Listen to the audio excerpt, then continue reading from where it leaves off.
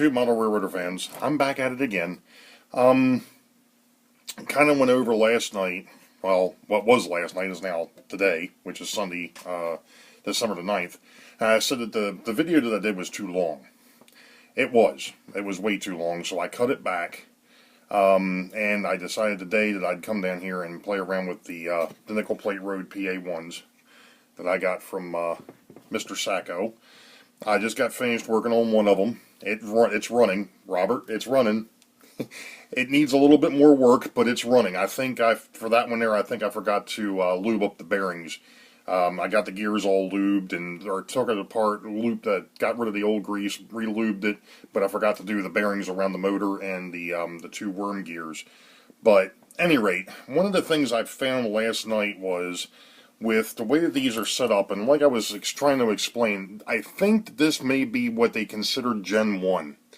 If you look at, let me see if I've got a more recent, yeah, actually I do, the conglomeration that I was working on is a newer style, not the newest, obviously, because I don't run DCC, but it's a newer style. And what you see here is, yeah, the frame is metal, but the way that they did this is you've got these little plastic covers here that just clip over the gearbox. Well, when you look at this one here, yeah, it's plastic, but these here are like an Atlas. If anybody has ever had Atlas locomotives, they know what I'm talking about. There's two little pins up inside of here. That's either half of the gearbox. And this here, obviously, if you pull this piece, you can slide the whole thing out, and you can get to the gearbox.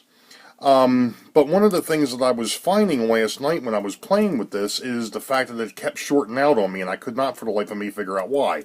Well, there's part of the problem right there. The headlight, if you don't have this on the track, obviously if you have it on the track it sits up nice and flush, but if you come down here, it's going to ground out. So that was part of the problem, and the other problem is these contacts here, and everybody knows about these wonderful things that go from either side, or either truck to the top of the motor. That's a weak point. It's always been a weak point. It's been a problem for years, and in fact the newer ones, and even the Proto 2000 locomotives now, have a flexible wire. Oh, that's fascinating. Okay. Have a flexible wire that goes from here up to the top of the motor, and from here to the top of the motor. They just have a they just cut this short and then just went ahead and soldered the flexible wiring across so that way it makes contact. But at any rate, since I was having problems keeping the thing running, I'm like, well, I have to find some way to clean these wheels, because these wheels are corroded like you wouldn't believe. Obviously, it's kind of obvious that this thing had been sitting for a little bit, which it probably had been. It's not a big deal. It happens to all of us. And you have to have some way of cleaning these wheels. Well, I'm like, okay, well, I've got a Dremel tool. There's got to be something in there that I can hook up that's not really heavily abrasive, because obviously you don't want to use sandpaper. I usually use crocus cloth. That's what I was doing last night. You've seen me do that before. You hook up a spare power pack to it, and you let it run, and you just kind of sit there and real gently rub that across your wheels, and that'll get the gunk that's on there off. Most of the time. I have had it in the past where I've actually had to use a flat blade screwdriver to get built up whatever it was off of wheels. I haven't had to do that in a long time, but I've seen that happen before. So, you know, in the case of this, well, what do? Well, I actually found a semi-abrasive wheel. It's like almost like a polisher, which is exactly what you want. You don't, like I said, you don't want anything real abrasive on these, because you don't want to leave grooves in the wheels, because if you leave grooves in the wheels, then dirt gets in there, and well, guess what? Eventually the locomotives don't run anymore. And then that's the problem. Obviously, you don't want to go in there with something like this, with heavy grit sandpaper, because that's a problem. You don't want to do that. So you have to, sorry, I'm cutting myself off because I want to show what I'm going to do here with this locomotive in a minute. So you have to find something that's in between. You have to find something that's going to get the stuff off, but not ruin what you're working on. And sometimes it can be a little bit tough, but I found this wheel, and it did a pretty good job on the first one. And like I said, I've got it running. Like I got to go back and do some other oiling to try and quiet it down a little bit more. But That's okay.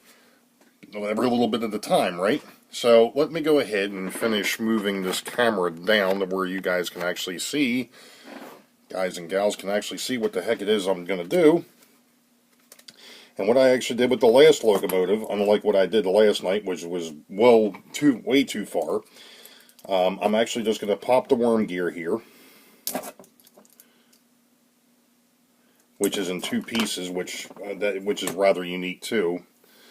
You got two housings for the worm gear. The newer ones aren't that way; they're one piece. So we're just going to pop the truck out of here. Actually, what we're going to do while we're at it is we're going to get rid of the contact point. And this one here is definitely the one that I messed with last night. There's no question. So what we're going to do is we're going to put the Dremel tool on low speed. You don't want it running too quick. I've got this one here on speed setting 1. And what I'm going to do is I'm actually going to hold one of the wheels a little bit, because I don't want it spinning too fast, but I don't want it to not spin, because I don't want to stay in one spot.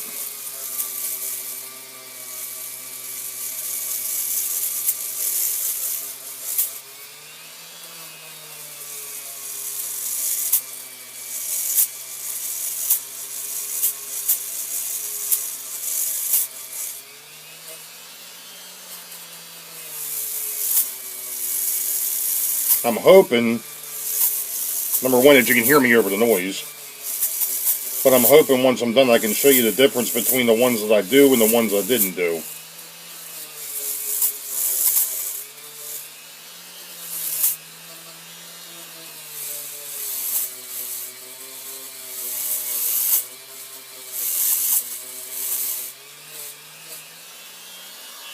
Okay, let me turn that off a minute so you can actually hear me talk.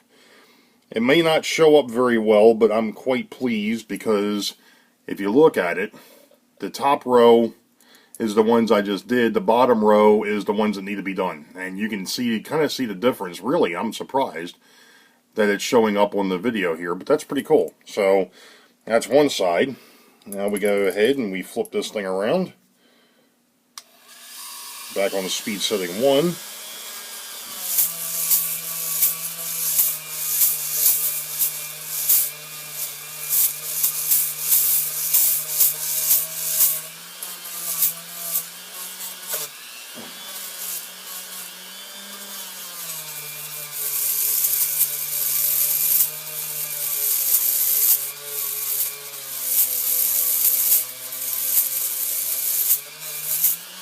Two reasons for me, when I know you can't see me at the moment, but I'm actually wearing my goggles here, my magnifying goggles. There's two reasons. Number one, so I can actually see what I'm doing, but number two, I can feel stuff coming off of this wheel, and it's kind of hitting me in the face, which is a bit, whenever you're doing something like this, that's a good rule of thumb, is to have a set of safety wear on. Now that is an improvement. So, what's the next step? Well, next step here is to go ahead and, let me go ahead and get rid of some of this old grease that's in here, because I think I only messed around with one of these trucks last night. I didn't mess with both of them, as I was getting kind of frustrated with what was going on. It wasn't working out the way it was supposed to. So what we're going to do is we're going to go ahead and drop in. There's no doubt these gears are dry, and you can hear it. Don't need quite that much. It's one of these things. A little dab will do you. Too much, and you can run the risk of messing up the motor itself. And what I'm going to do is I'm just going to dry run it without putting it in the locomotive yet. Run it back and forth in both directions. And I can see that I've got new grease on the gears. So now, the next step is the tricky part, is actually getting this thing, which it wasn't, seated back where it belongs, and then, without dropping stuff on the floor as I was doing last night, getting the jack shaft back in place, because it's keyed. I'm putting our bearing cover back together here over top the worm gear and snapping the worm gear back onto the truck. There we go. Sweet. Alright. And this one here, I can tell I played with this was the one I messed with last night and I had all sorts of fun with.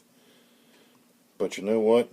I'm noticing that this end needs to be done as well. So even though I've already lubed this, I'm going to pop the cover. I tried to clean these wheels up last night, and looking at them, they're not as clean as they could be. They're still kind of dirty looking. Alright, back to speed setting 1 again.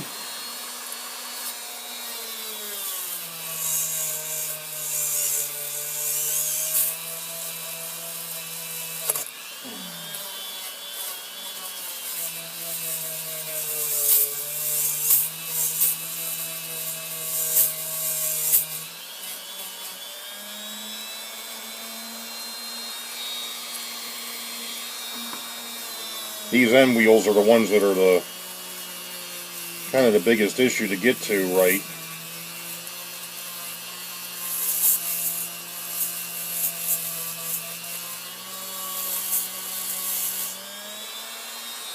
Alright, that doesn't look too bad now.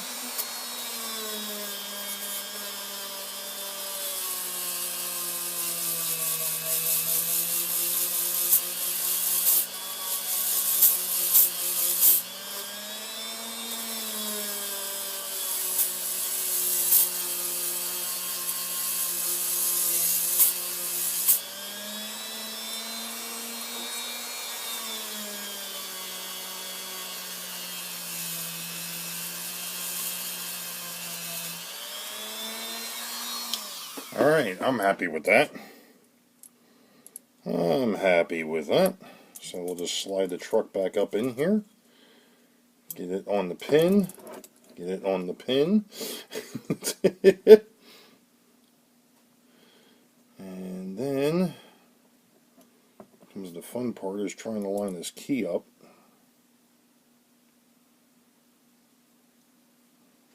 There we go. Not too much trouble. And before we actually snap this into place, get the bearing cover back on. Snap it in place.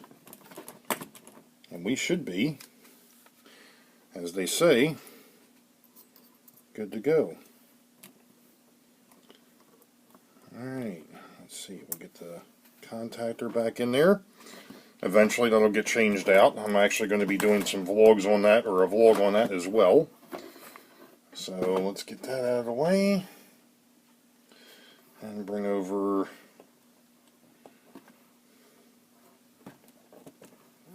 the alligator clips for the motor, or for the power pack, as it goes in reverse.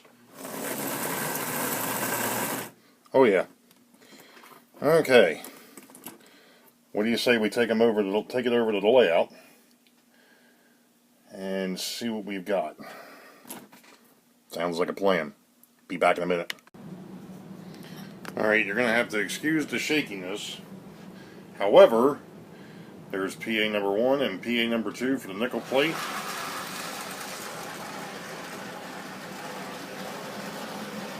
And I've got them set up on the passenger run.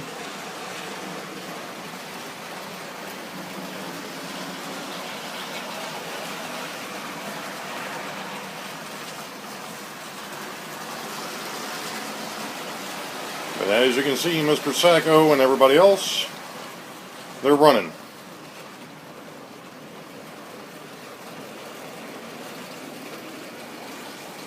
With the inherent nature that I still have issues on this layout with power.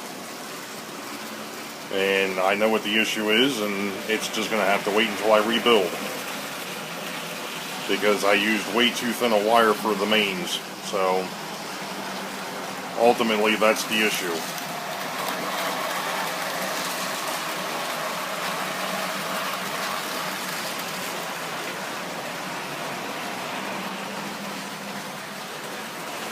But it is nice to be down here and having some trains run for a change.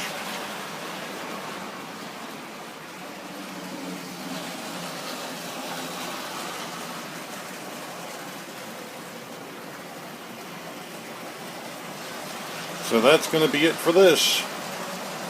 I know I said it before, but you all have a Merry Christmas. You all know the deal. Wait for the highball. Green tracks ahead. Where is he? Wait for the highball. Green tracks ahead. We'll catch you all next time. See ya.